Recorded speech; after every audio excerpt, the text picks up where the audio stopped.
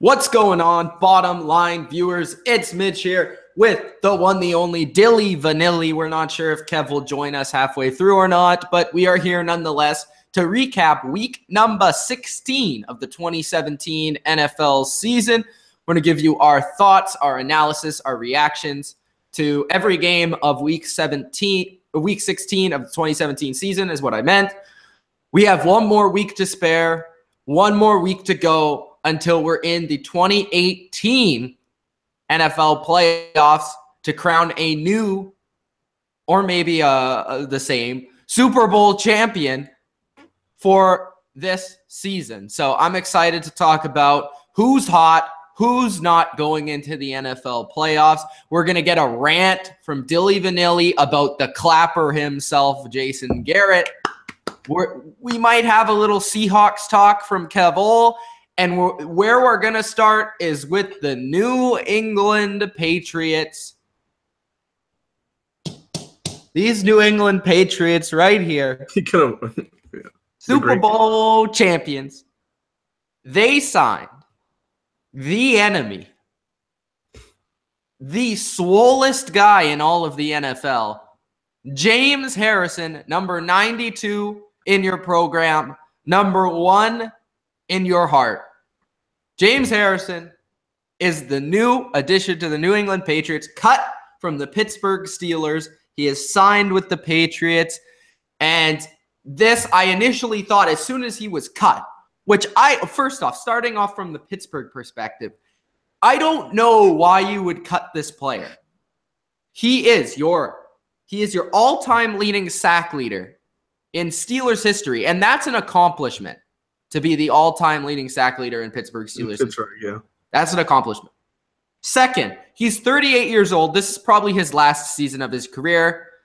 Third, you've been doing fine if you want to bring him in for games, you can bring him in. If you don't, just sit him and whatever. He's a good leader. He's a good motivator, and he works his ass off in the gym to get ready for when he can play. And if you want to play him, he can make plays in big times when you need him, like last season in your AFC divisional game. He was the reason you won because Eric Fisher got the holding call. Nobody remembers this on one of the last plays of the game that screwed the Chiefs from making it to the AFC Championship. James Harrison was the pass rusher on that play. Anyways, and he also, not to mention, also has the longest interception return in NFL history in the Super Bowl 43, baby. That's the big one. James Harrison, like I said, number 92.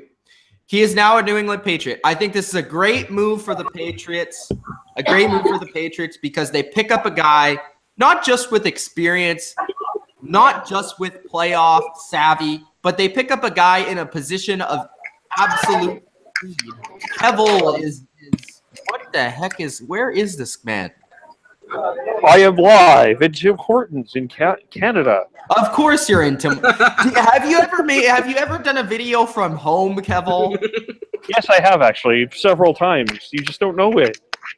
No, his solo we were videos starting are off. from home. You interrupted my sweet soliloquy about James Harrison. Soliloquy. Okay, go ahead with your soliloquy, James. I have a rant about that. Okay, so James Harrison. Not only were the Steelers stupid to let him go, but who's the team that needs him more than any team? The Patriots. The Patriots, who currently have Eric Lee from the Buffalo Bills practice squad playing outside linebacker, have now acquired James Harrison. Like I said, the leading sack leader in Pittsburgh Steelers history. Now, he only needs to play wild card, division game, or not wild card, division game, conference game, Super Bowl. He only needs to play three games. 3 games. So he's going to go all out in those 3 games, in those situations that Belichick's going to need him in. And this is exactly like Dwight Freeney. And we saw how good Dwight Freeney was for the Falcons last year. James Harrison is going to be a big pickup for the Patriots. I don't think this is one of those Michael Floyd pickups where I was like, okay, we'll see what we get from this guy. I actually think that this Harrison pickup is going to be big because the Patriots actually need a player at this position to give them what Harrison can give them. He can set the edge and he can rush the passer. And that's the Patriots' weakest position on their entire team. I think he's going to come in and he's going to have an immediate impact, and he's going to bring some swag, some anger, and some toughness along with him. So I absolutely applaud this move from Bill Belichick and the New England Patriots. That's my thoughts on that. I'm excited to have James Harrison as a Patriot. And finally, he has a teammate that is older than him in Tom Brady. That's insane. Go ahead. That's actually insane. The rival has come to the Patriots. I mean, in terms of the Steelers-Patriots rivalry, as you can tell, my mouth's still busted. So this is an interesting move. I obviously like it. We were talking about this in the chat. What teams could he go to when he was released by the Steelers a couple of days ago? The Patriots were one team that was obviously brought up because they need this position. I remember in a Sunday night football game earlier on in the season that Harrison was already criticizing Mike Tomlin for not using him.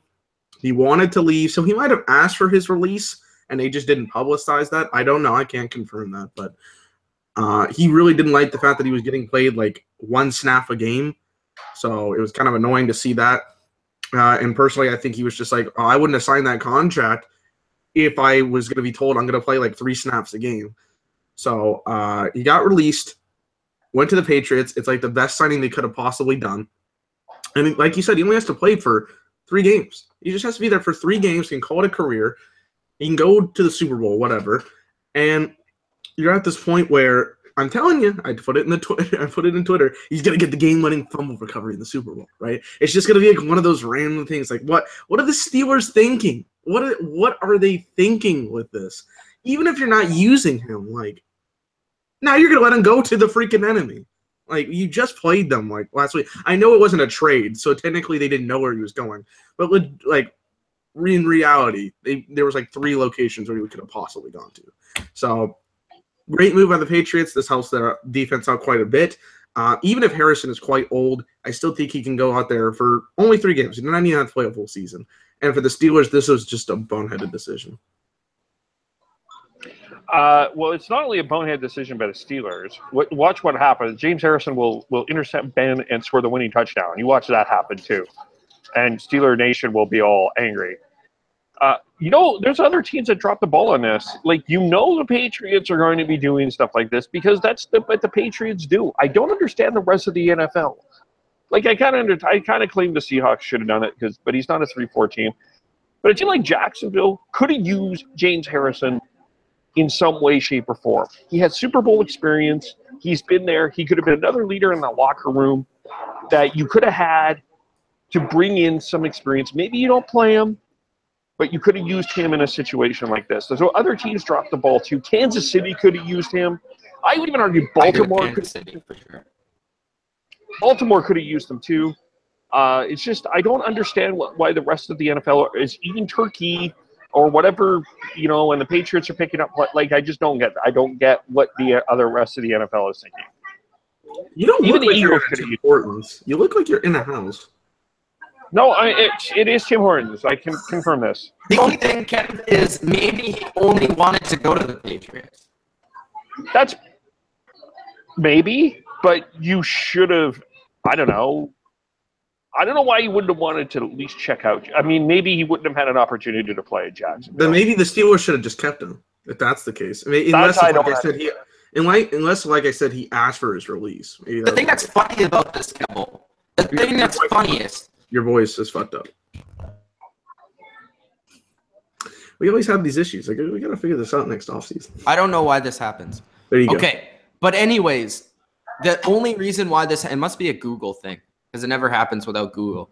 But the only reason that – or what was I going to say? Damn it. Okay. So trying to think now. Okay. The reason why I think it's just it's stupid, obviously – and the reason why it's funny to me is that the Steelers fans before the Patriots signed him were like, oh, he sucks. He's done. He can't rush to passer no more. He's old. And then as soon as the Patriots are inquiring about this guy, and as soon as the Patriots sign him, I've never seen a team that is in the head of an opponent as much as the Patriots are in the head of the Pittsburgh Steelers fans. The Pittsburgh Steelers fans are now panicking, and they're sending hate tweets and hate comments on his Instagram to James Harrison, a guy that, like I said, the leading sack leader in Pittsburgh Steelers, played there forever. They love this guy. They have his jerseys. And now all of a sudden, this guy is great now, even though you just said he sucked. I don't understand Steelers fans. Can I have a Steelers fan tell me their honest opinion on this James Harrison move and not just say, oh, he sucks and then he doesn't suck? Can somebody tell me something? I'm not a Steelers fan, so I don't know. It's weird. The Steelers fans are just gonna.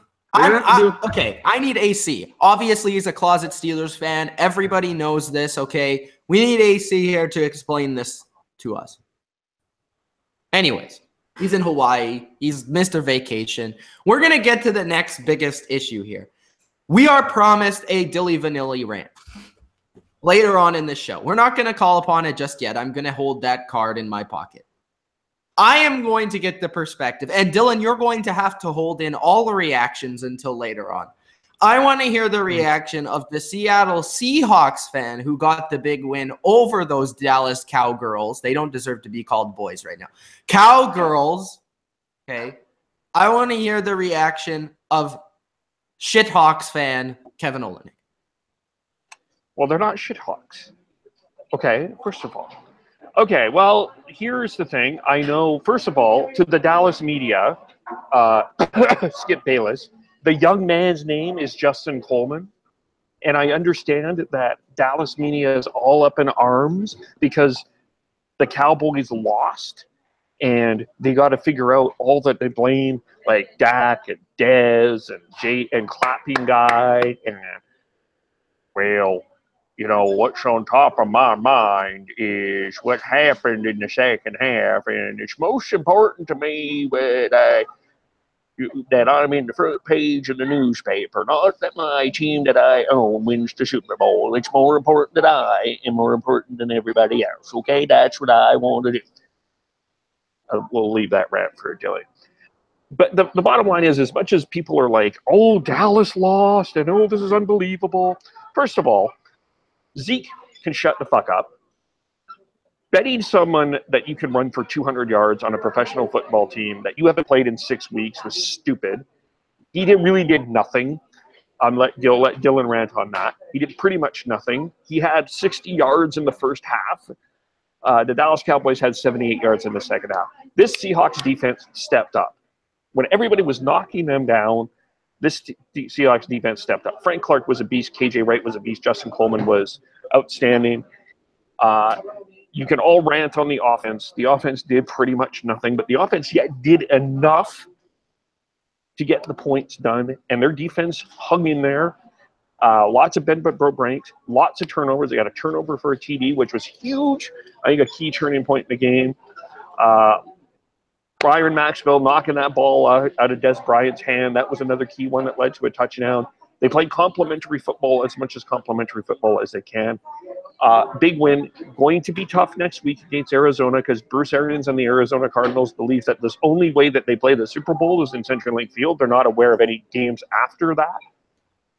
And they're already mouthing off that they think that Seattle is a home game for Arizona. So mark my words. I'm going to warn you guys something. The LA Rams, in week 14, danced around CenturyLink Field like they won the damn Super Bowl. Yeah, they won a big game. They dominated. Kudos to them. But they were dancing around in week 14, not in a playoff game. The Arizona Cardinals are starting to mouth off the Seattle Seahawks to say, this is a home game. Ezekiel Elliott is claiming that you can run 200 yards on the Seattle Seahawks. This team is about as motivated as you can get because you're giving the Seattle Seahawks, a team that has a winning way, bulletin board material that they are going to keep motivated for the rest of the season. I'm warning you guys, you don't want to see the Seahawks in the playoffs, especially when That's funny. That is funny. Oh, I couldn't hold it in. I couldn't hold it in. I couldn't hold it in. Did you watch your offense? Did you watch your offense?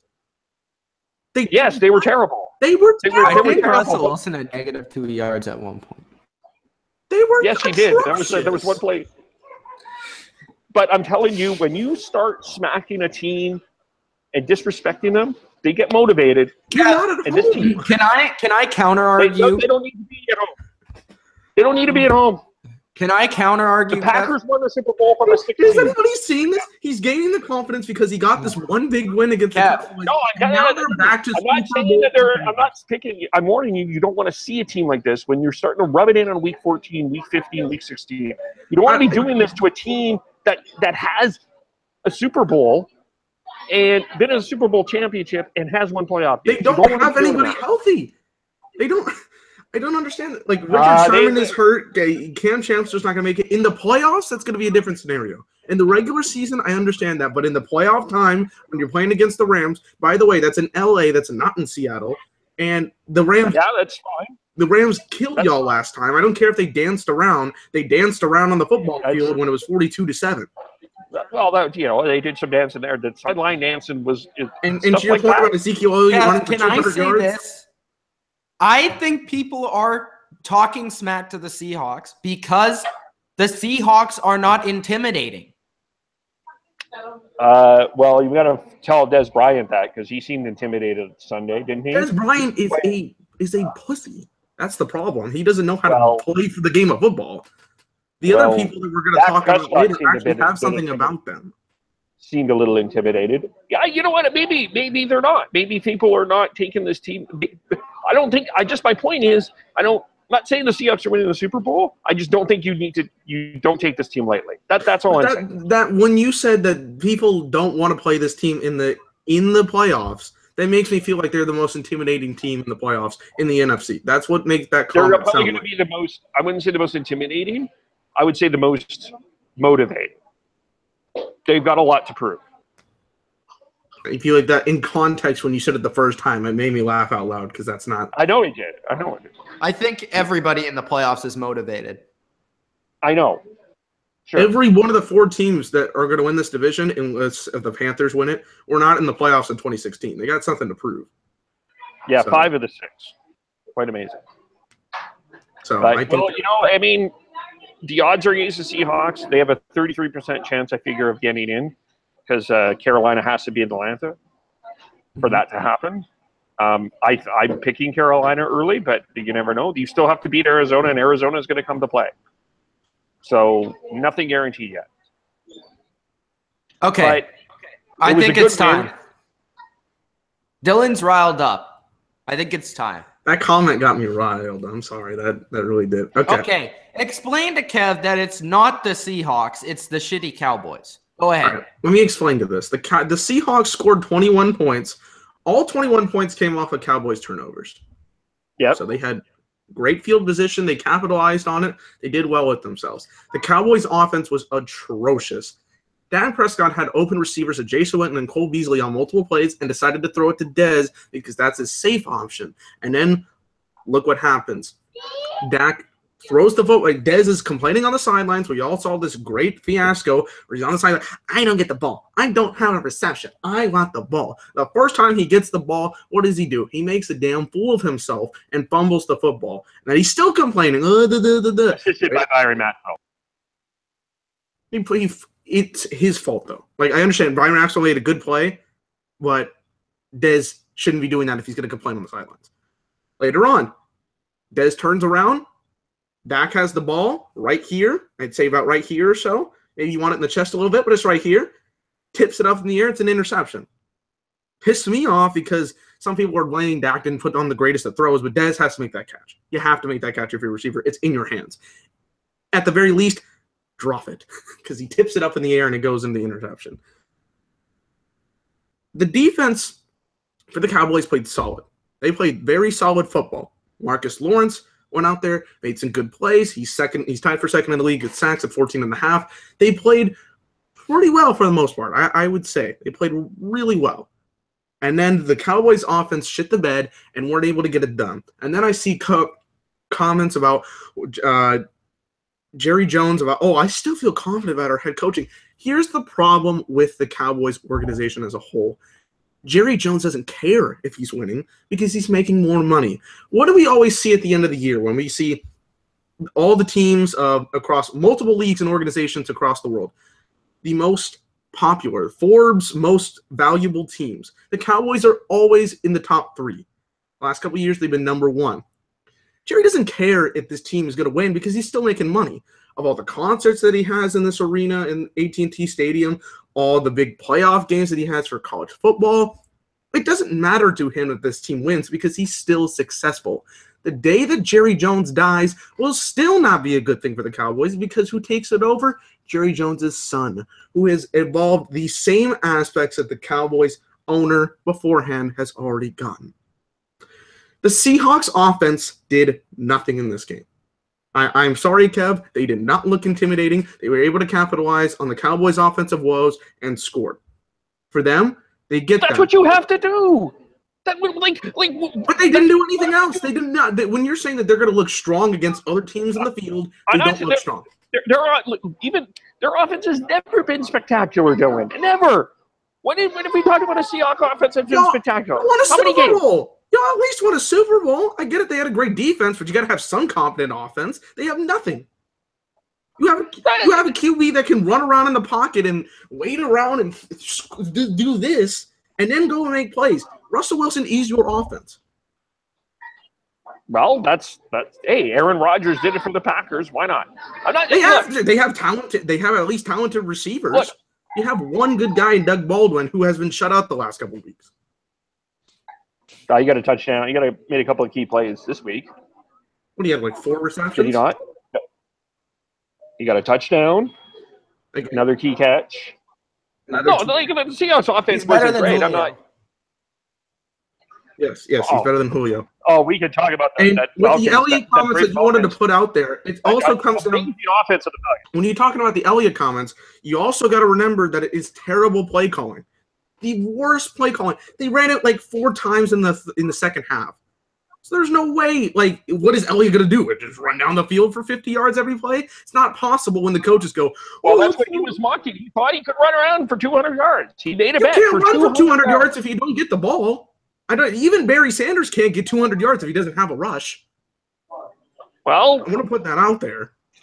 I didn't think he was all that spectacular when he was having the ball. He rushed for 65 yards or at least 50 yards in the first quarter. Name a memorable run he did. Name one memorable run he had.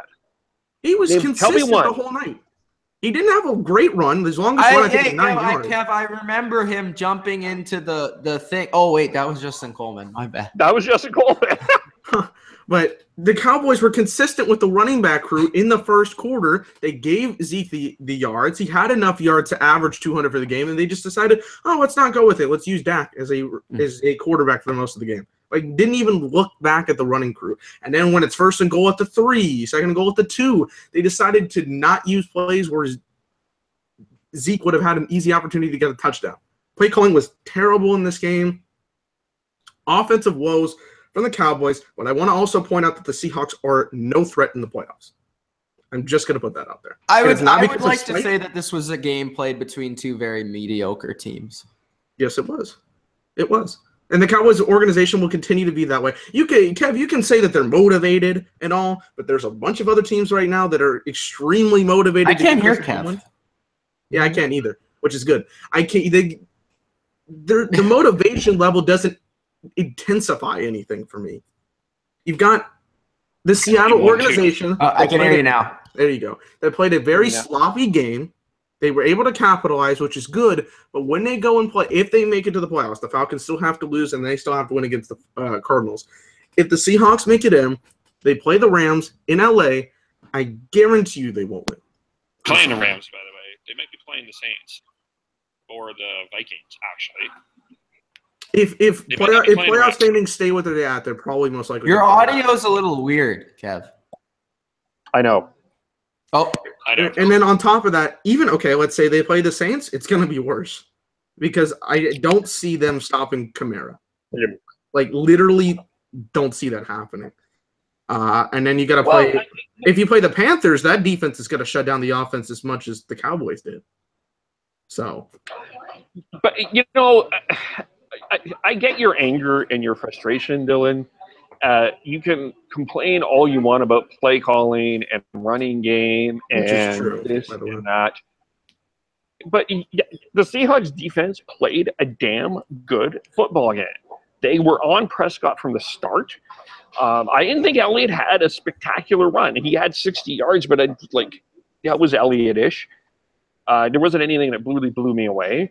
The receivers, really, the way that you were moving the ball was a couple of pretty questionable pass interference calls. There was one pass interference call that everybody talked about. There was two questionable pass interference. Where was the other one? The Coleman one for sure was questionable, and then there was one a little bit later. And by the way, there was a couple questionable the other way, so I'm not going to say the pass interference was questionable. But unless if it's the James thing from last week or the Kelvin Benjamin one from this week, I don't see how that impacted the game that much. I mean, but really, the Cowboys weren't moving the ball that consistently and that well. I would argue they got the ball in the red zone most of the game and just weren't able to capitalize. That's why I would say this. I thought that the Cowboys were in control of the game until that tipped interception. Mm-hmm. Yeah, because they were able to move it down the field. Honestly, Kev, I felt that the Cowboys were playing the better football. The Seahawks got that pick six, which was huge. Obviously, it's a part of the game. But that's 7 points in a defensive ball game. The Seahawks weren't moving the ball. They were constantly punting. I felt like the Cowboys were playing the better football on both sides of the ball. They just made stupid, dumb errors that allowed the Seahawks to capitalize. And then once the Cowboys quit on themselves, to take advantage. That's how I watched it. Yeah, that's fine. But I mean, and good on the Seahawks for doing that. Yeah, I'm just saying. Was it I wouldn't say that this was a perfect. Themselves to blame for that loss. Yeah, that a whole bunch of things on that. Like the fact that you try to kick a field goal. And Dan Bailey missed 3 field goals. He missed 2 field goals. 2 field goals. He didn't. Yeah, one, and then 1 point, and then one is questionable. Why the hell you're kicking at second and whatever with 2 minutes to go? I didn't understand that. The coaching in Dallas, it's always been an issue, and if I was a Dallas Cowboy fan, I would be asking why. That's why I would argue we should have gone and tanked after 5 and 6, considering the outcome that we have right now. Because that winning stretch that we had just kept Jason Garrett's job. So. Maybe. I think there's a lot. I think the offensive line for Dallas, I think that's also a weakness. I think that has to be addressed. Because Tyron Smith got hurt. Yep. Myron Bell is trash. Yeah, the receiving core in general needs to be improved. I think not only Dez, but I think everything else. And this was an opportunity for Dak, and I don't know if I'm walking away thinking Dak is a great quarterback. Yeah, I mean, okay, the right interception is the right interception. Okay, that's not on Dak, but the Coleman one Steelers was, and then the other. Dak is the problem. There's like 8,000 problems with the Dallas Cowboys organization. Dak has played some pretty crappy games, and they need to focus on that going into training camp next year. They have a lot of time to refocus and repackage. I think he hit a sophomore slump. I honestly think he just had a really bad second year.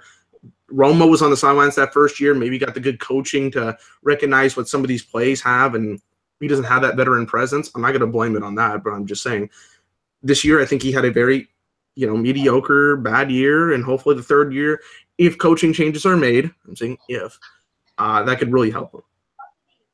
Yeah, it's sorry, Dylan, that your team isn't in the playoffs. I think there's a lot of things to examine on the Cowboys. Yeah, probably in a lot of ways there was a lot of shooting in the Cowboys, but I do think credit to the Seahawks. They won a game they rebounded from. Are they the most spectacular team? They're going to come in as the 6th seed. The odds are against them. But, if they get in, they're in the 6th seed. If they beat Arizona and Carolina beats Atlanta, I still don't know if I want to be seeing a team like this, especially after you pummeled them 42-7 and you danced at them. They're going to have some revenge, and they're going to be a little bit more focused, and be interested to see how the Rams take that. I'll be interested to see. My problem with that argument is that, yes, the Seahawks are going to come in with some kind of fire, but they the offense has improved themselves to be as good as any of the other teams in the NFC playoffs. Okay. When you're going up against the Rams Hey. and Gurley, it's gonna be a big problem, like it was in week. But the Rams haven't been a playoff team for a long time, so they're going to be in a very. What? They got more to prove considering they haven't been in the playoffs in 10 years. Yeah. Well, we'll see. We'll cross it. Let's cross that bridge when we get there. I'm just saying when you put that they're going to be the most intimidating force out there. It kind of did not say intimidated. I did not say intimidated. Okay, let's move on. Let's talk about the Atlanta Falcons, a team that is, if the Seattle Seahawks are going to make the playoffs, the Atlanta Falcons have to lose. Atlanta played New Orleans, and they took the L, 23-13. That's real quick, and then we can talk about the Falcons and the game if you guys saw it. 22 for 36, 288, a touchdown and an interception. Very similar numbers for Drew Brees. 239, a touchdown and an interception. Running the football, not much on either side. Freeman, 11 carries, 36 yards. Coleman, 6 for 12. Ingram, 13 for 44, and a touchdown. Kamara, 12 for 32. Catching the football, Julio Jones had a big game, 7 catches for 149 yards. Doug Baldwin is still better, don't worry. Coleman, 4 catches, 40 yards, and a touchdown. And Sanu, 4 for 31. On the other side, Ted Ginn with a huge touchdown, 54 yards down the field. 4 catches, 76 yards, and a touchdown.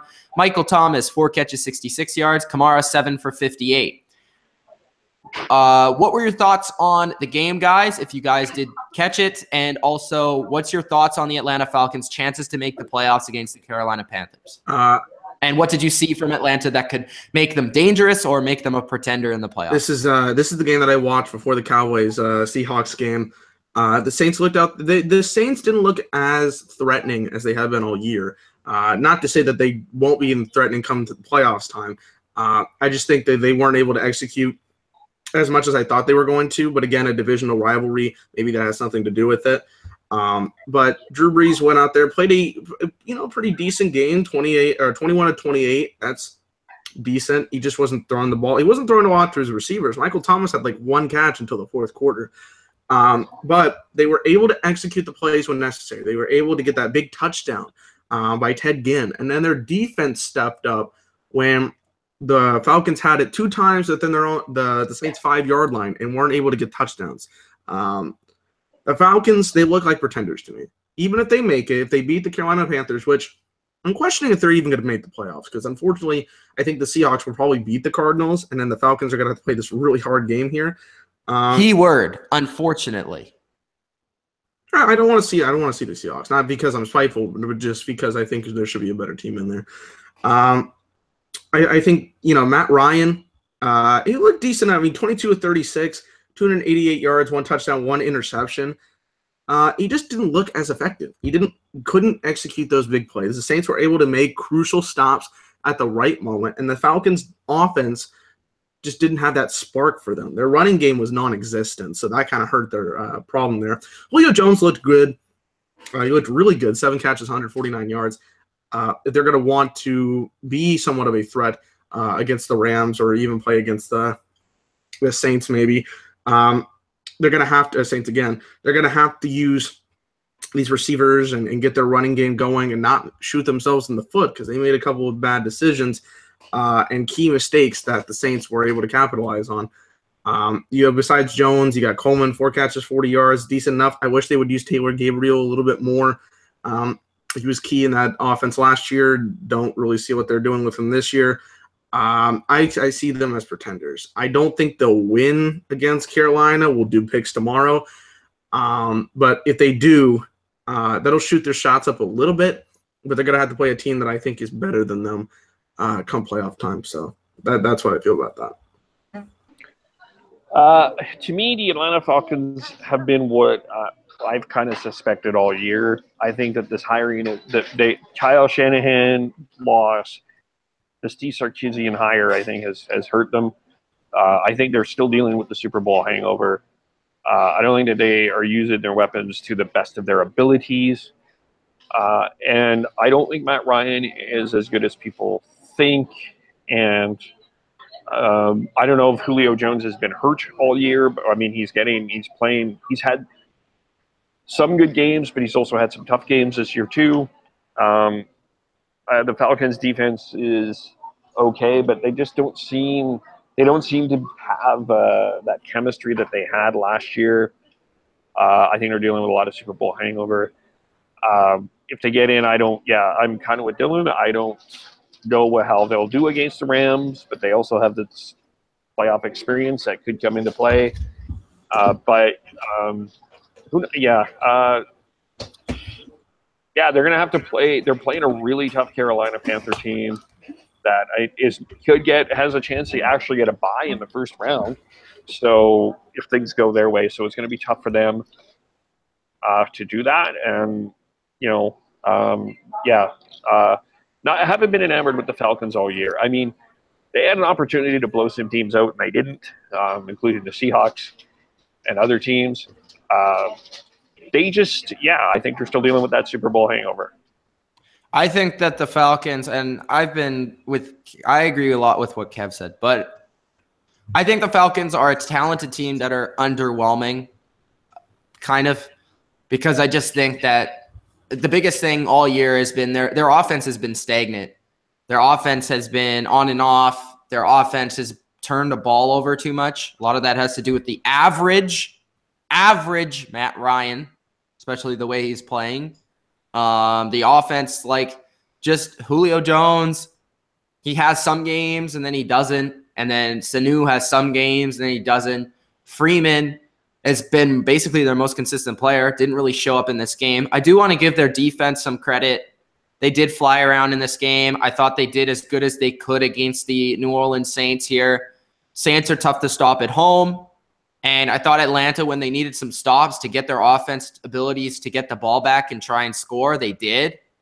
I just thought that Atlanta's offense, in a game that was expected to be a little bit higher scoring, a game where the Atlanta offense needs to score, they didn't score. And I do want to give credit to two guys that I thought should have made the Pro Bowl, which was Keanu Neal, who had eight tackles and then 2 assists, and then Deion Jones, who had 8 tackles, 2 assists, and an interception. Keanu Neal actually has the most forced fumbles in the first 2 years of his career that anyone has ever had. So there you go. So those two players I feel like have been really, really good. They're two bright young players for this team. I thought they played really well. And then for New Orleans, giving credit to their defense for standing up and making some plays here, even despite the injuries, even despite the concern I had going into this game with their defense. You look at a guy like Monte Teo, who played a good game in this one. Cam Jordan, of course, he's elite all year, 2 sacks. And Marshawn Lattimore had an interception. They're getting great play out of their linebackers, even without A.J. Klein, who I think has been really underrated for them. So I think that the Saints, coaching-wise, are getting more out of their defense. And the Falcons are underwhelming coaching-wise. I think that's the difference between these two teams. I actually think the Saints are doing more with less, while the Falcons are doing less with more.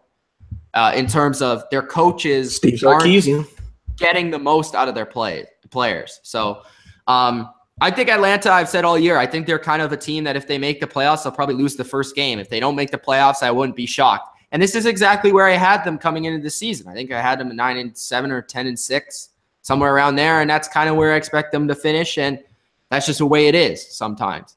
But yeah, this week, their chances of making the playoffs, I think it all depends on Carolina and how seriously they take this game. This is in Atlanta, which favors Atlanta a lot. They tend to play a lot better there, especially offensively. The crowd's going to be rowdy. This is against a divisional opponent. And Carolina, I don't know how much they need this game. If they win and the Saints lose, they get the 3rd seed. But I don't think that's going to happen. I don't think the Saints will lose to the Bucs. If they win and the Saints lose and the Vikings lose, they could get the first round bye. Okay. I just don't think maybe they will be trying and maybe they'll be kind of scoreboard watching. But at the same time, what's the likeliness that one or both of these teams loses? It's very unlikely. And I don't know if they want to rest a guy like Cam, who's had injuries in the past, and guys that, are really important to their team. And I just don't know if they want to show a whole lot this week. I don't know. I'm not sure how the Panthers will play it. So plus that game earlier in the season, I do think that Carolina played that game very well. I thought Atlanta kind of stuck around because Jonathan Stewart fumbled a couple times and it kind of kept them in it. So looking at it, I think Carolina is the better team. I think if they were both playing at 100% and they were both trying 100% and this was a playoff game, I think that Carolina would win. So I'll just say that. But I just don't know how much effort compared to Atlanta Carolina is going to put in because they're most likely going to finish the 5th seed regardless. Yeah. Well, the Vikings have the Bears. The Saints have Bucks at 425. Mm-hmm. So I guess a lot of that will really depend on. And they play at the same time, right? Yeah, I think they all play the 1 o'clock games. Yeah. At least that helps a little, Kevin. Yeah. So, in terms of 2nd seed, I guess we'll see about that. But I mean, they have a shot at it if the Vikings stumble a bit. Actually, Panthers Falcons is at 325, so they'll actually. And the Saints Bucks is a late game too, so they'll only know the Vikings. They'll know the Vikings game, but that's it. Yeah. So that actually they would technically will know if they want to play by then. Yeah. Well, no, because if the Saints lose, they still get 3rd seed. Yeah, I guess. Yeah, that's big. Home game. Okay, so that's our first. And any thoughts on that? Do you guys think that Atlanta will make the playoffs or not? Yeah, like you said, it depends on whether Carolina tries to, but I don't think they're going to make the playoffs just because I think the Seahawks will also beat the Cardinals. I'm hoping the Seahawks, obviously, but you never know. You never know. Okay, let's go to what should we go to next? Let's go to Jimmy G. 44-33. San Francisco takes it over the Jacksonville Jaguars. A couple questions here. A couple for Jacksonville, a couple for San Francisco. I think San Francisco has a huge game in Week 17, even though they're not going to make the playoffs or anything like that. I think this is going to be their Super Bowl this week. And I think this is going to be one of the biggest rivalries in the NFL for a while, that being Sean McVay and Jared Goff versus Jimmy Garoppolo and Kyle Shanahan. And I think that this is a big game for San Francisco this next upcoming week. Jimmy G, again, never lost. Gets a huge win over Jacksonville, a win that not a lot of people thought would happen. I thought it would be close. I definitely didn't think that they would get 44 points. Jimmy Garoppolo, 21 for 30, 242, 2 touchdowns, interception. Blake Bortles, a lot of garbage time. God, 32 for 50? Fuck, 382, 2 touchdowns, 3 interceptions. I think maybe 2 of those were returned. I know 1 was for sure. Leonard Fournette, 18 for 48 and a touchdown. Bortles, 5 for 31, and Yeldon, 5 for 13 and a touchdown. Breida, 11 for 74 and a touchdown. Hyde, 21 for 54 and a touchdown. The receiving game, Kyle Juszczyk, 5 catches, 76 yards. Kittle, 3 for 42 and a touchdown. Goodwin, 3 for 37. Receiving for the other team, the Jaguars, Cole, 6 for 108. Westbrook's 4 for 74. Yeldon, 7 for 64. So going off that stats and watching what I watched from the game, I think San Francisco, and what I said before this game, the number one reason I want to watch this game is to see how Kyle Shanahan and the San Francisco offense would attack the Jacksonville defense. By going through these statistics, they ran the ball 32 times. Most passes to Kyle Juszczyk, their fullback, and Greg Kittle, their tight end. It's George Kittle. George Kittle, I mean. Yeah, that's right. George Kittle. So Kittle, Juszczyk, Hyde, Breida were the big guys in the game. And then Hyde also had 3 catches, 19 yards. And their slot receiver, Taylor, had 3 catches, 19 yards, touchdown. So really the only outside receiver that did anything in this game for the 49ers was Marquise Goodwin, who is one of the leading receivers in the league, actually. Check the stats. 3 catches for 37 yards. So looking at this, how are teams going to attack the defense of Jacksonville, I think it's going to be the tight end. It's going to be the running backs. And it's going to be running the ball, even if it's not really working, and just being consistent with that so that the pass rush can't kill you. And trying to open up some of the running backs, some of, even a fullback if you got it, a tight end, and just being efficient and forcing them to come up and tackle you at short yardage, getting some play actions. I think Jimmy was really efficient in this game. He was great. He started the game off really great. And then on the other side of things, again, it's forcing Blake Bortles to throw the ball. I think everybody knows that. It's forcing Blake Bortles to throw the ball. And the thing about Jacksonville that I think you have to be a tad bit concerned about, if you're a Jags fan, everything's looked great for the Jags, great for the Jags, great for the Jags. But you're probably concerned about the Jaguars at this point because Leonard Fournette, 18 attempts, 48 yards in this game. They haven't been able to run the ball as effectively as they have in the past and earlier this season. So I think if you're the Jaguars, you're counting on two things. You're counting on your defense. You're counting on your run game. And then you'll let Bortles to throw it when he needs to, and hopefully he can make a couple of plays. That's how they've been winning games. On the positive side for Jacksonville, their receivers continue to get it done, even though I don't know how much of that was done in the first half. And Jalen Strong tore his ACL, so he's also gone for that. But San Francisco, huge amount of confidence, even if this is the way they end their season. I think they're building towards something promising. I think they're a team that could easily be the most improved team next season in the NFL. And for Jacksonville, you're now in the 3rd seed. You're going to have to play a wild card game. Then you're probably going to Pittsburgh is what it's looking like. And it will come down to that game. The thing about Jacksonville that also is a little interesting is the fact that they have played a lot worse on the road. Mm-hmm. So I want to hear what your guys' thoughts are about Jacksonville, San Francisco, everything you gathered from this game. For the 49ers, I was expecting Jimmy G to have a good game, but I didn't expect him to get the win. 44 points is definitely not what I was expecting, not exactly where I would have hit the dart meter.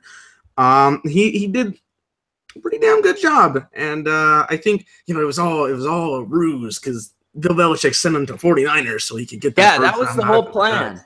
That was all the plan on. He did great in this game. They have found their quarterback for the future, obviously.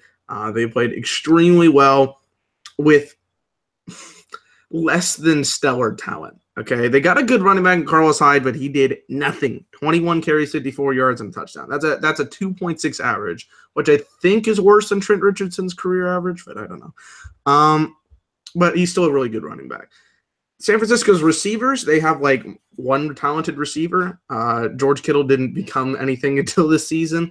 How do you pronounce the fullback's name? Juszczyk? Juszczyk. Okay. See, I don't even know how to pronounce these guys. Juszczyk, their fullback. It's a H. Juszczyk. Okay. Oh, it's like a jalapeno. Okay. Juszczyk. Yeah. He became their leading receiver. They're gonna have to get some receiver talent this year, and I talked about that in the video where I talked about the 3 teams are already eliminated from the playoff contention. The first 3 teams, 49ers being one of them. We need to get some receiver talent, but Jimmy G is making this system work. Kyle Shanahan should get all the credit in the world. He was a head coach of the Browns, then went in Atlanta, created the craft that he wanted to get, and now here in 49ers land, he's making something interesting, which has been a couple years coming. Ever since 2014, they needed some kind of spark. Jimmy G, Kyle Shanahan looks like the spark they needed. For the Jaguars, as we have continuously said earlier on in past videos, Blake Bortles cannot throw the ball that many times. He needs to rely on good run game and good defense. And when you throw the ball 50 times, your name's Blake Bortles, you're not going to get the job done. I'm sorry. The last 3 weeks, he's playing very solid, but he came down back to earth this week and played a pretty shitty game. 382 yards. Again, I want to see how many of those were in the first half because it was pretty bad. It was really bad. He didn't look effective. I know they don't have very many receivers. Jalen Strong tore his ACL, so that's another injury he just came back to. That sucks. The Cole Westbrook combination I like, Then again, you still have to rely on your QB to get the ball to you.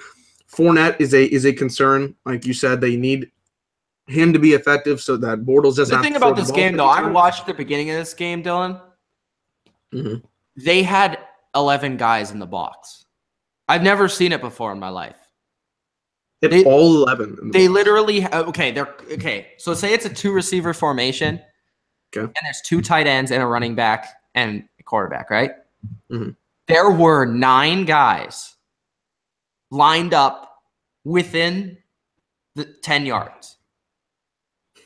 Like there were 9 guys inside the tight ends on defense, and there were 2 corners with no safety help.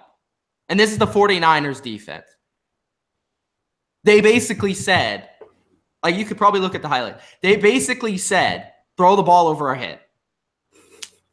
It was embarrassing. Like if you're Bortles, that's embarrassing. Because he's trash. Like They were saying to Bortles, throw the ball. Because we're not going to let you run. We're not forcing Fournette had 9 guys to beat. Maybe the 49ers just clocked into something that other teams in the AFC might want to watch. They might want to watch that tape. I don't know. That's really sad. I didn't watch most of this game. That being said, the Jags, who do they play week 17? They play the Titans. Which that's a big game for them because they did lose the Titans earlier this year. Mm-hmm. And the Titans are looking for that playoff spot. Yep. Playoff spot. So that might be a competitive game this week.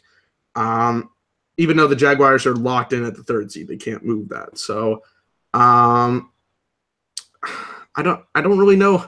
I don't know what to say. I still think the Jags defense is going to do well in the playoffs against certain matchups. 44 points is very discouraging. I understand that. But there have been teams this year that have had some pretty bad performances and have looked up.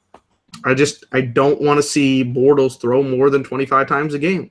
I'm serious. When Joel Embiid had a minutes restriction, I want to see Blake Bortles have a pass, like a throwing restriction. So with that in mind, the Jaguars' power rankings goes down a little bit, but I want to see what they get out of Week 17 because I don't think the Titans are all that great. Well, as far as the Jags go, I think this is a huge game because they lose to the Titans. They're playing the Titans next week in Jacksonville. So I think that'll be interesting because I think the Titans clinch if they win. I think they're the 6th seed. So they probably will be, that'll be the first round matchup. I still haven't been entirely enamored with that linebacking core. I know the secondary is really strong, but the core is. That's why I thought that James Harrison would have been an interesting acquisition there, but whatever. And if you can't get to the quarterback and that's if you can hold them off, that's your opportunity there. Yeah, and for Bortles, I think it's going to be interesting to see what he does. I mean, I think he's better than you guys are saying, but I don't think he's still not that great. And can he win a playoff game will be an interesting Where does he question. rank? Where does he rank? 70. Well, I would say probably in the 20-25 range of starting quarterbacks. But, whatever. Starting quarterbacks, 49ers 31st, maybe. Maybe 31st. He's not worse than Kaiser. I'll give him that one. I want to point something out. It's one of these backups that's playing right now. Bryce Petty, maybe. Okay, I want to point you something out about the 49ers, and then I got to go. This is their 2018 regular season schedule. Home, Bears, Lions, Broncos, Raiders, Giants, and then Seahawks, Rams, Cardinals. Away, Packers, Vikings, Chiefs, Chargers, Buccaneers, Seahawks, Rams, and Cardinals. So they only have to go to the East once. The Rams next year, home, Arizona, San Fran, Seattle, Green Bay, Minnesota, Kansas City, Chargers, and Philadelphia. Away, Arizona, Seattle, Chicago, Detroit, Denver, Oakland, and either the Saints or the Panthers. Have a tougher schedule next year than the 49ers. And if you're a believer that the Seahawks are on the way down, I don't know if it's an unreasonable argument to say that the 49ers will not contend for the NFC West Championship.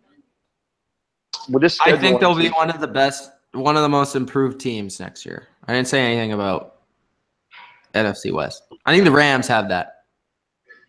I think the Rams might be on the way. I think they're going to have a tougher time next year. Well, that I'm seeing is not an easy. I would say the 49ers They do play have a an first easy. place schedule, so. Yeah, the 49ers do not. Well, and have we've a seen pretty teams that we built up this easy- year that were going to have easier schedules, and they didn't do shit. So we'll have to see. But they're only going to the East once. There's something different about the Rams, though, to me. And I was one of these people that were down on the Cowboys and the Raiders. The team that I got wrong was the Bucs. Like the Rams have changed this organization. Like I'm gonna make. I think there's something different about the Rams that tells me that there's some longevity to it. Because I'm gonna make a video about this in a couple weeks, and I'll explain more in that. But like, they changed the guard. I think they changed the old system of what they have here. I think the Rams have something different, and especially with a good-minded head coach like Sean McVay. I think this is going to be – I think the Rams-49ers rivalry in the next 2 or 3 years is going to be one of the best in the NFL. It's going to start to spark up. I think it's going to be a big rivalry for a long time. Mm-hmm. Yeah. Anyway, and I still think the Seahawks will be around. Don't count them out. Anyway, I have to go because I have another thing to go to. But it was nice chatting. Sorry, Dylan, that you are not having playoff football. Join you in this non-playoff football ways. Who knows? We will talk tomorrow, though. We'll sit on the couch tomorrow in the division, or we'll sit on the couch in the divisional round together. Yeah. All right. Peace out. Keep chatting. All right, Dilly Vanilli. Yes, sir. One guy that we like is Matt Stafford. Yes, we do. The Detroit Lions lost 26-17 with playoffs on the line. You know, we even said it in the preview, too. The Lions sometimes lose these games. They do. What's your thoughts on this game, if any? I'm extremely disappointed. I just want the Lions to succeed. This just seems like a team that's desperate. Like, I know the Browns can't win for shit, but the Lions have won one playoff game in the Super Bowl era. One. Like, I feel so bad. Matthew Stafford did not play the greatest game. They have no running back help. I've said that on Twitter 30 times. It's probably the most repetitive thing I do on my Twitter account. But with that said, it's just... Other than praise really bad albums. Did you even listen to Jack Honcho? It's just so sad. Like, this organization desperately wants a win, and then they always find a way to choke. Like, the whole team surrounding it just did not have the flavor. They didn't have enough sauce to beat the Bengals, who, yes, I guess they played good against their own division, but they don't do anything else. Like, they lost they got crushed by the Bears the week before. And the Vikings. And the Vikings, which, by the way, the Bears, 4 of their 5 wins have come against the AFC North, not the NFC North. I think that's supposed to be backwards. However, regardless, it's sad because Matthew Stafford is the highest paid quarterback, and I'm not going to blame it all on him. But to see, if you're a Detroit fan, seeing this constantly, like, he gave him all the money, and they're not making the playoffs, it's got to be a little upsetting. Next season, something has to change. I don't know exactly what needs to be the change. This might be one of the most confusing. They just need more talent. People blame Staff. People blame whatever Caldwell. Even like, I'm not a fan of Caldwell. But like, look at this team. Like, what about this team is like playoff worthy? It's just like they have like some good receivers. They have good receivers and a quarterback. What else about their team is good? Darius Slay. That's it. Darius Slay. Their pass rush is lacking. Their linebackers are lacking. I don't get it. Their offensive line has been less than stellar. Their run game is non-existent. They don't do anything coaching-wise that is sexy at all. It's very old school mentality. They don't have a difference maker when it comes to coaching. Like, you don't see one play like I always say this, like the coaches to me that make a difference are when you can noticeably tell when they're playing that play made a difference. You know what I mean? Like you'll watch like a Chiefs game and be like, oh, that was a cool play that went for like 20 yards. That was an Andy Reid play. You'll watch a Patriots game and you obviously can tell every time that you watch them some things that happen in those games where it's like Belichick was responsible for that. You'll watch these good coached teams, even a team like the Vikings, right? And it's just like that's a good coach. You could tell. And I don't know. I'm not a fan of Jim Caldwell. But at the same time, you have to even out the blame between I think there's a very small blame to go to Stafford. Sure, he didn't play his greatest game here. He was without 3 linemen or whatever. Yeah, and the rest of the team isn't very good. Their number one running back this week was Tion Green. Who the fuck is Tion Green? I'm sorry to whoever that is. You probably make a decent amount of money and you're probably a good guy. But who is Tion Green? Okay, they have no rushing game. It's like they're waiting. It's like they're waiting. Like they're in their like chrome, like the long Futurama stuff where they got Barry Sanders and Calvin Johnson. They're just waiting for them to come back because they have no talent and their drafting has just been atrocious. Okay. They're stagnant. That's the word. Okay, so that's enough on the Lions. Let's go to the Patriots game. It was 37-16 over the Bills. Just a couple things to note. Where's my 11-25 at? Oh, yeah, where's my 11-25 at? Did you see that Gronk touchdown? I did. Oh, yes. That was a very good catch. How sexy was that? That was very sexy. Very sexy. Yeah, that is a classic Gronk play. But can we talk about the Kelvin Benjamin touchdown? Sorry, I can't hear you. The stupid NFL.com ad is playing. What? I said, can we talk about the Kelvin Benjamin? I was just going to say that. Okay, so after that sexy catch, the big storyline of the game was Kelvin Benjamin's touchdown, not touchdown. What were your thoughts on the touchdown, not touchdown?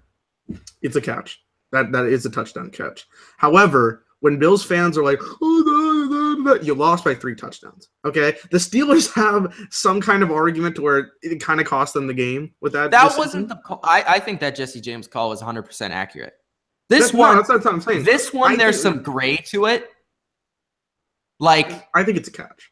This one was the problem with this call, in my opinion, is that it was searching for perfection with the call. We didn't, like the NFL didn't invent and implement replay because they wanted perfection in the calls. They just want the right call to be made. You know what I mean? Like, I think that they stretched it a little bit too thin there. That's exactly. They might have been right, and maybe he didn't catch it, but like that is a little ridiculous. You know what I mean? Like it's like to a point where like if the NFL or the MLB is gonna figure out if a strike was a called strike. Like, and personally, I thought at first it wasn't a catch, and I stand by that I didn't think it was a catch, but like I don't think it should have been overturned. Like I saw the pebbles come up or whatever. I thought he made the catch, but the NFL is trying to polish this thing up like 100%, and the question still remains. What the hell is a catch in the NFL? Because can people receive a ball? I don't know. Like, it's ridiculous that you can't. I don't think you can overturn that. Like, it should have been a touchdown. But regardless, the Bills still lost by 3 touchdowns, so it didn't mean as much when people were like, "Oh, the Patriots were the refs." Well, shut up. Yeah, the Patriots dominated. They got James Harrison, so there you go. I do want to give a big shout out to 2 running backs. Dion Lewis, who had a huge game, 24 carries, 129 yards and a touchdown, and also 5 catches for 24 yards and another touchdown. He was huge in this game. It was one of his biggest games of the season. And honestly, I want to see Dion Lewis get the ball 20 times a game, every game. Isn't their record like 26-2 with him on the field? Like it's incredible how good he is. Yeah, that's true. But like I feel like they honestly give the ball to Burkhead and White too much when they're playing. They didn't play in this game. And I almost feel like the more Lewis is on the field, the better the offense is. And I like those players. It's just that Lewis, I think, is a different level. And I think that he's shown you that he can carry the ball that many times. Yeah. I like them all as receiver threats. Like, I like that, White and Burkhead, they can be used as receiver threats as long with Lewis. I just think the best runner probably goes to Dion. Like, out of those three. So when you're talking about how many rushes he can get, I think he should be getting more. But it seems to work for the Patriots organization. Yeah, and there was one more thing I wanted to bring up. What did I want to bring up? Oh, Mike Gillislee. He played in this game. He had 28 yards on 6 attempts and a touchdown. I just want to say good job. Good job, Mike Gillislee. He almost had 100, didn't he? He almost had that 100. I thought he was going to score 3 touchdowns. I'm not going to lie. What else? What did you think of? Okay, anything else you wanna kind of touch on before we get to the Eagles' performance? That will close the show. Let me look at the rest of performances from the Week 16. I gotta go back to the games. Real quickly, I want to briefly touch on the Rams-Titans game. I think it was a good game. I mean, Goff threw for 4 touchdowns. So if I'm a coach, I didn't get to watch that one, but it looked like a lot more entertaining game than I thought it would be. I thought that the Rams would dominate that one, but it was a pretty back and forth game. It was actually a very interesting game. It was the Falcons Saints that I was watching, and then the last couple minutes of the Rams Titans is playing, and then I watched it back. Gurley. Can we talk about how crazy this man's game had? Like this. Oh, I'm making a video. It's coming out later today. Oh, okay. It's about Gurley, and I'll just say this: two names, Gurley, Brady. That's it. Okay, I can maybe tell. Look at this stat line though: 22 carries for 118 yards, and then receiving at 10 catches for 158 yards and 2 touchdowns. The last running back to have 100 yards running or rushing and 150 yards receiving was Herschel Walker in 1986. Holy bananas! That's insane! Insane. By the way, that was for my Cowboys. But I mean, you can't be serious, man. Like, that is insane stats. Again, I'll also talk about Gurley in a few weeks when I make my how the Rams completely changed their organization around. But like, this man's performance. Rid of Jeff Fisher. That's the shortest video you've ever made. No, there's more to it. There's more to it. Gurley had a very underwhelming second season last year. Like, the stat line for him last year was pretty bad. They showcased that in the second game of the season against the Redskins, and I was like, oh god, that's just so sad. But now he's becoming a presence where I'm like, damn. Like, this is the guy that we saw the rookie year make some spectacular long rushes and do some really nice things. And he's helping that team. Give credit to Goff. Give credit to McVay. But you have to give a lot of credit to what this guy's doing. He's electrifying the NFL. So some teams in the NFC, especially Mr. Kebble Seahawks, might want to look out for Gurley if they play him in the playoffs. Now I think we can talk about the Eagles' performance. Okay, the EAGLES Eagles are going to lose the first game in the divisional round of the playoffs. I said this 4 weeks straight, 3 weeks straight, whatever it's been since Carson Wentz got hurt. And is there no bigger example than their game against the Raiders? Did you watch this game, Dylan? I fell asleep halfway through, but I watched this. Was one of the worst football games I've ever seen in my entire life. I watched some of it. It was fumble, interception. Fumble, interception, fumble, interception. Nick Foles missed the pass. Nick Foles missed the pass. Nick Foles missed another pass. Interception. Raiders suck, period. They do. And that's it. They made the Raiders defense look like the freaking Jaguars defense. Can I just tell you the QB stats real quick, just to showcase how bad this game is? Go ahead. Derek Carr's stats: 15 to 29, 140 yards, 1 touchdown, 2 interceptions. Nick Foles, 19 to 38, 163, 19 completions for 163 yards, by the way. 1 touchdown, 1 interception. That's terrible. That's terrible. The Raiders lost 3 fumbles. God almighty. And then the Eagles had a couple as well. The Jai had lost 1 too. God, that's terrible. Continue. The Eagles stink. That's all I'm going to say. The Eagles stink. They're going to lose their first playoff game. Nick Foles is not Carson Wentz. He's missing throw after throw after throw. The guy gets any sort of pressure on him, he's rattled. He doesn't have the confidence. He can't lead this team. The thing about the Eagles' offense, you look at it. The special part of their offense was Carson Wentz. They don't have another special player on their offense. You know what I mean? It's not like a great receiver and a great running back, and then maybe you could replace the quarterback. Their quarterback was their player that couldn't get hurt, and he's hurt. And that's what happens when a great quarterback gets hurt. This is the downgrade in your team. And the defense, yeah, it played pretty good against the Raiders, but the Raiders have been playing shitty against every defense in the league. And there's a lot of flaws in this defense. We saw another stop-and-go touchdown. Amari Cooper absolutely burnt the shit out of Mills in this game. Torched him. I'm concerned. If I'm an Eagles fan, I'm concerned. I'm going in with no expectation, even after this win. And it was a bull crap win, by the way. Bro, it's house money. It's house money. Whatever. Look, I didn't watch the full game, so I'm not going to put my 100% analysis in saying this, but considering Mitch has already put that out there, I'm going to go with some of his word. I'm a little scared if I'm an Eagles fan. I'm actually a lot scared, okay? Let's look at the people that the teams that they're going to probably face, right? So they're going to face the lower seed of whoever wins. I don't think the 5 or the 6 seed are going to win. Maybe, well, I guess the Panthers. The only way that they can get a win is maybe against the Panthers, like honestly, or the Falcons. But besides that, that probably will be the number 4 seed, which will come down to probably the Saints or the Rams, one of those two teams. And I don't have confidence in them winning either game. If they play the Saints, their rushing game is going to absolutely destroy the Eagles. And if you play the Rams, I think Goff actually might have a really good game against them. And Gurley's going to go off. So I didn't watch this full game, but it didn't look pretty. That's why I fell asleep in the third quarter. Not looking at the Eagles.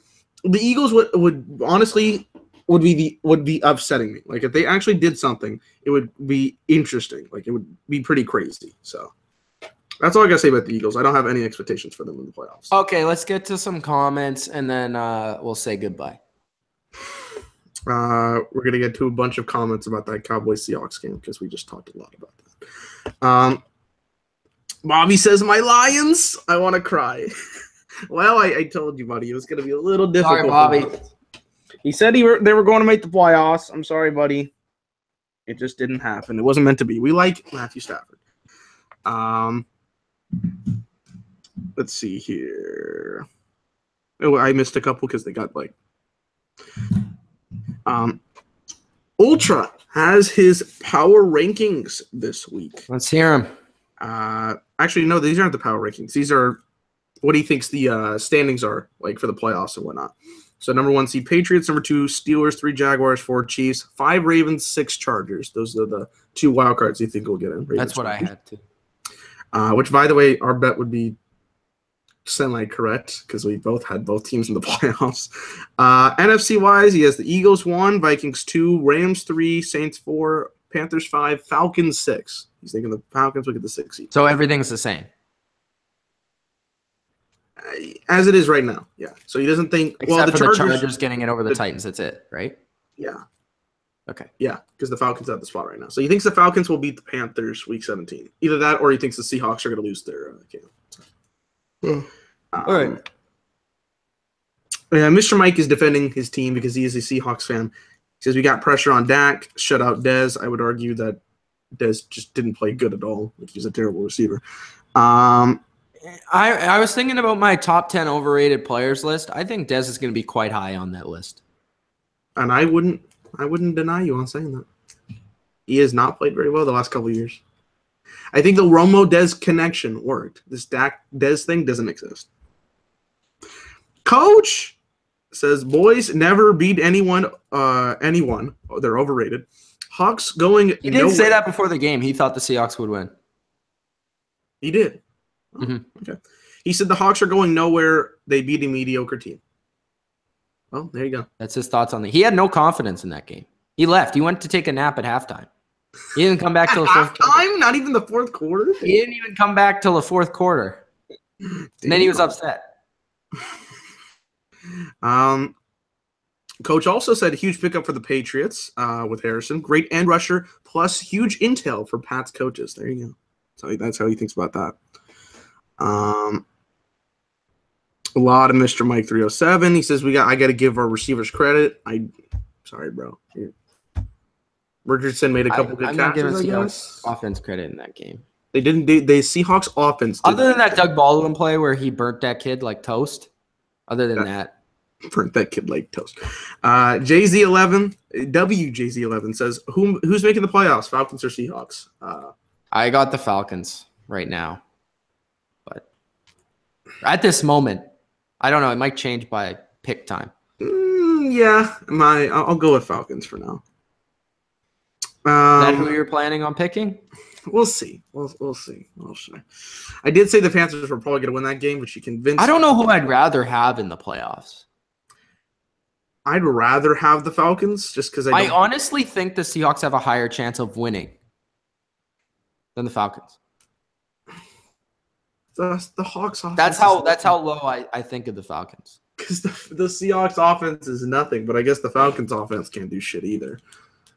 I don't know. I would rather have the Falcons just because I think it is. Steelers Nation says Dak is the problem. I think you brought that up earlier. He says Mr. Mike says they can make all the excuses in the world. They know what was at stake, and Dallas couldn't execute bottom line. Mm-hmm. Again, I put as much Dallas blame as anybody, but Seahawks didn't look all that great. I'm just putting that out there for later. Let's see here. Cowboys need a stronger offense. Yes. Steelers Nation says Cowboys need a veteran defender. Yes. We need to get Earl Thomas. I'm surprised Kev didn't bring that up. We need to get him. Yeah, what the heck, Kev? He's like, this is the Cowboys. I know you're watching, Kev. I know you're watching. We're coming for you. We'll go get you, buddy. We'll go get you, Earl. I promise you, we will take you and give you as much money as you want. Bodo says the Seahawks versus Rams. The Seahawks will get 5 personal fouls and 2 players will be ejected. There you go, because they'll lose. Let's see here. Jordan says go Steelers. Too bad James Harrison will destroy us. There you go. Hawa says Chargers will go to the playoffs. Then he says, are the Chargers the best team in the AFC? No. They might be a sneaky team, but they're not the best. They might be the 5th best. They might be better than the Ravens, but other than that, Steelers Nation says Gilmore's overrated, in my opinion. I can't really say he's not right. Can't really say. Well, I mean, after last I think he's inconsistent. Packer D00 says, Mitch, are you still offering a prize for winning the fantasy league? No. What do we do about that? So I was thinking one of 3 things. Whoever won, please tell us. I don't know who won. Okay. Would you rather have a gift card, a jersey, or come on the show? So you could do one of those 3 things. I like the third option. Yeah, it was Dale Money, wasn't it? But I don't know who. I need to look at his email. I'll send him an email or something. And last comment, Mr. Mike 307 says, hey, Dylan, how do you feel about Earl Thomas for Zach Martin? No. We need Zach Martin. I was going to say the same thing. That's a ripoff. We need Zach Martin. No offense to Earl Thomas. I obviously won him. Oh, Packer D100 won it. He did? Yeah. What's your name, Packer? What is the name? Yeah, I don't want that trade. That is a terrible trade because we already have enough offensive line issues as it is on our left tackle. We're gonna wait for him to respond, or yeah, I'm waiting. Okay, guys, check out. We got playoff picks tomorrow, or not playoff pick. Week 17 picks tomorrow. I almost got ahead of myself. I got work tomorrow, so we'll determine a time later. We'll do that. We got playoff picks. I'll have my own solo personal playoff picks. New Year's Day might even be New Year's Eve because the games, there's no Sunday Night Football game week 17, so depends on how good I am editing. But that is always one of the more popular videos every week or every year. So I'll do my solo, and then we got one on Tuesday. It says his name is Dale Money. There you go. There's your response. That's a sweet name. That is a great name. Wait. Dale Money. Then I need you to respond to my email just to be sure. Okay? I don't want you just saying that. You know what I mean? Don't take it personal. We have to go through the precautions. Yeah, I just need to make sure. So I'm going to send you an email right now. Okay? And then we're going to have our playoff predictions video with okay, I don't know about AC, but Mitch, Kev, I, and Sports Fury. Sports Fury is going to come on here, Josh and Sean. Are they both coming? Yeah, they're both coming. They'll be on here on Tuesday, January 2nd is when we'll film that. So it'll be live. They'll be here with the Google Hangouts. I don't know how we're going to set that up because we're probably going to have different picks for everybody. But we'll see. We'll see. It should be a fun video with all those guys there. And then my sole video will be the predictions video, New Year's Eve or New Year's Day, and then I'll talk about the Rams before the playoffs. There you go. All right. Those are the plugs. I know you're sending Dale an email, so I'd let you do that there. You got any content? How much should the gift card be worth there, Dilly? $50? $50? Yeah, there you go. See, you think alike. What do you got coming up soon? Okay, so I got my video, Gurley Brady. That's it. And then hopefully I got that top 100 out by New Year's. I've just been too busy to edit it all. It takes a lot of editing. So I'll have that out soon. Don't do that. No offense to Fitty, but don't do the Fitty. I bet I feel you. Oh, yeah. What else? I have other ideas. They're coming. They're coming. See, I got some video ideas, but they're like, I have to wait. Like, I have to put them on the back burner for later. All right. I sent you the email, Dale. Thank you, guys, for watching this NFL Week 16 2017 recap. Fire the clapper now. Week 17 is coming up. Tomorrow, we'll have our picks. Tonight or tomorrow morning, expect a new video from myself. And until then, thank you guys again for joining. Packer, check your email. And congratulations on winning the Fantasy League. Go Pats. Peace out. Peace. Don't know.